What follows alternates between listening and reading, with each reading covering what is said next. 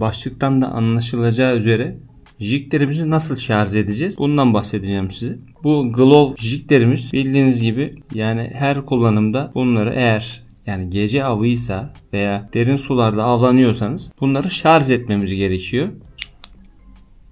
Hemen. Bakın. Şöyle.